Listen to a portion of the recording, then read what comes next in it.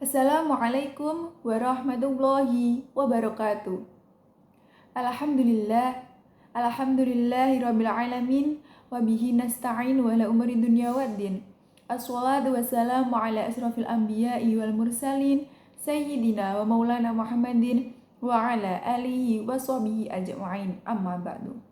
Halo teman-teman, kembali lagi bersama aku Nadila dari Salma. Dalam 7 menit ke depan aku bakal bawain judul tentang buka puasa bukan ajang balas dendam untuk makan. Yang aku ambil dari buku Prima Saat Ramadan, karya dari Raihinul Bahrin dan kawan-kawan. Oke, simak penjelasannya ya.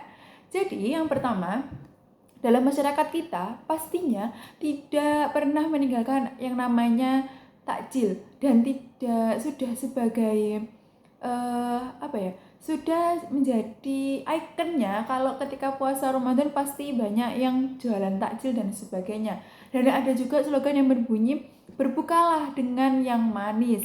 Agaknya sudah menjadi patokan ya teman-teman, kalau kita tuh harus berbuka yang manis-manis, berbuka dengan kurma, berbuka dengan air putih dan sebagainya.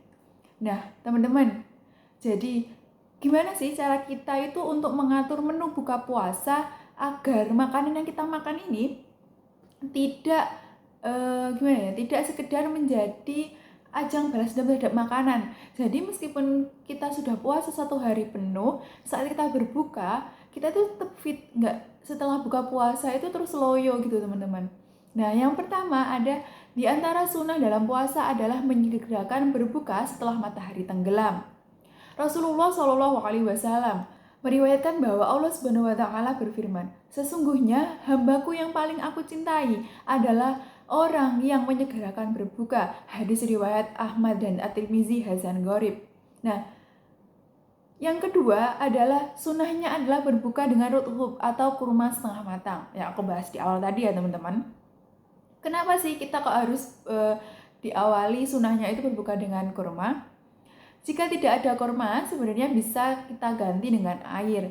Namun jika seseorang itu memiliki ruthab atau kurma, nah ia berbuka dengan makanan apa saja yang halal dan mudah baginya.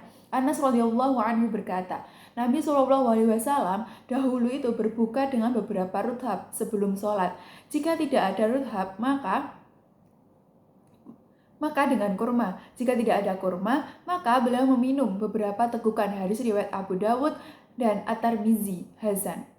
Kurma juga merupakan makanan yang mengandung nutrisi sangat tinggi, namun memiliki kalori yang cukup rendah. Oleh karena itu kita disunahkan untuk makan kurma, sehingga kurma tidak menggemukkan badan. Jika tidak ada kurma, boleh memakai air putih saja ketika berbuka ataupun makanan yang halal atau mudah didapatkan. Karena tidak semua di sini pasti suka dengan kurma atau bisa langsung menemukan kurma dan lain-lain. Yang pasti bisa kita lihat, kita jangkau sehari-hari adalah air. Tapi jika di sekitar kalian itu ada kurma, sunnahnya kita berbuka dahulu dengan memakan kurma. Nah, setelah kita berpuasa nih selama kurang lebih 14 jam, pasti organ pencernaan kita itu kan beristirahat karena kita tidak mencerna makanan apa-apa. Dalam mencerna makanan, istirahat dalam mencerna makanan. Selain itu, kadar gula darah dalam tubuh itu rendah. Oleh karena itu, minum air dingin sebaiknya dihindari. Jadi kalau bisa, agar organ kita ini tidak kaget dengan makanan yang baru masuk, hindari dulu dengan minum air dingin. Tapi minum dulu dengan air hangat. Supaya apa? Supaya organ-organ kita ini masih merasakan kehangatan. Kalau dingin katanya ya teman-teman, ini tuh bisa kayak langsung organ itu pasti kaget gitu loh. Dan akhirnya biasanya kalau orang yang bukanya itu dengan air dingin, nanti dia itu pasti sudah kekenyangan karena dia itu kebanyakan minum air dan minum air dingin itu loh teman-teman. Nah, akan tetapi ini ada penjelasannya loh teman-teman, ternyata akan tetapi pilihlah air hangat dengan kandungan gula yang rendah dibarengi dengan konsumsi buah-buahan karena keduanya mudah diserap oleh tubuh.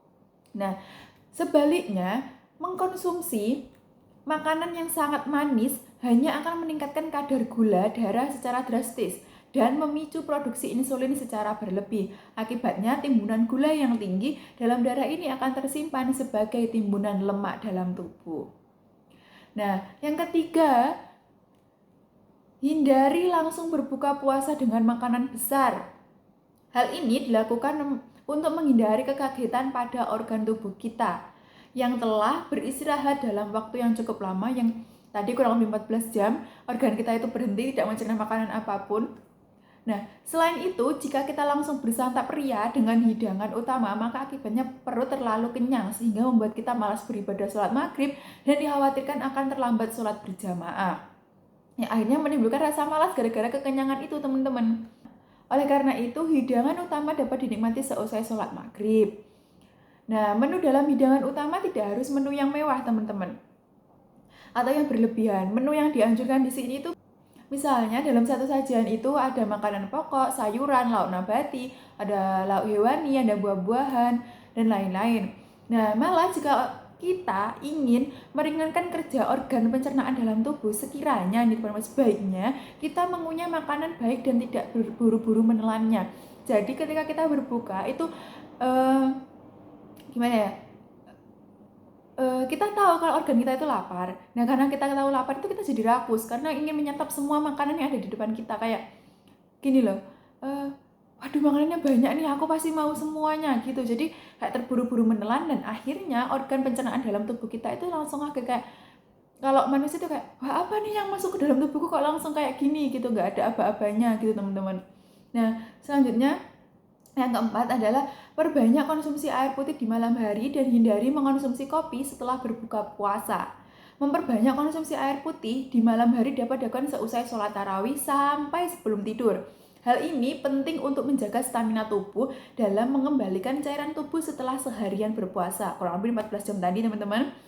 Sebaliknya, hindari mengkonsumsi kopi karena kopi mengandung zat diuretik yang dapat merangsang tubuh untuk sering buang kecil yang berakibat pada hilangnya cairan tubuh.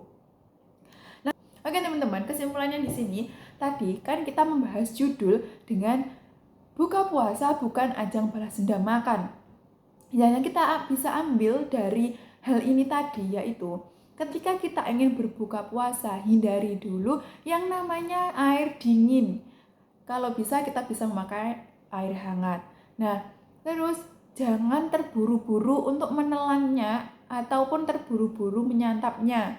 Apalagi yang kita santap adalah hidangan pokok, hidangan utama seperti mungkin nasi, yang menyebabkan kita akan kekenyangan dan pastinya kita akan malas untuk beribadah, malas sholat maghrib, malas untuk sholat berjamaah, dan biasanya itu bisa merembet ke sholat tarawih juga teman-teman.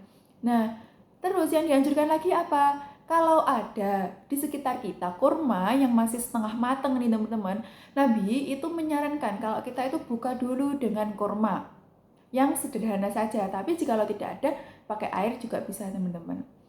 Jadi buka puasa itu bukan ajang ngebalas dendam. Kayak aku loh sudah puasa nih 14 jam gitu. Terus aku lapar, jadi aku pengen makan semuanya. Nggak gitu teman-teman. Karena apa? Karena kita tuh punya organ yang dimana kurang lebih 14 jam tadi dia itu berhenti untuk mencerna makanan.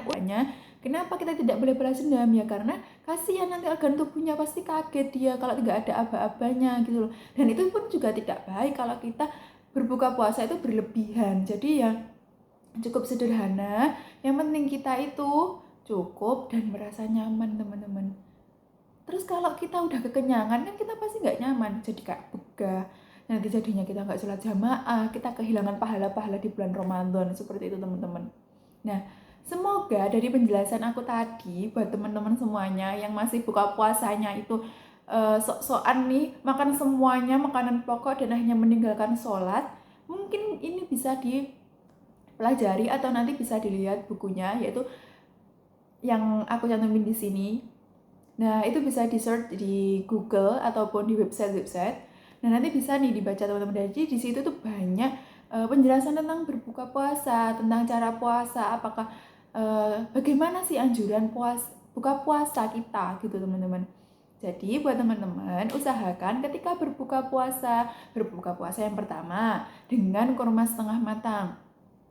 Terus berbuka dengan yang manis. Yang ketiga adalah hindari air dingin, kalau bisa air hangat. Yang keempat adalah perbanyak konsumsi air putih di malam hari dan hindari mengkonsumsi kopi teman-teman. Baik, sekian yang bisa saya sampaikan hari ini. Semoga teman-teman onlineku semua nih teman-teman bisa mengambil beberapa poin yang udah aku jelasin nih.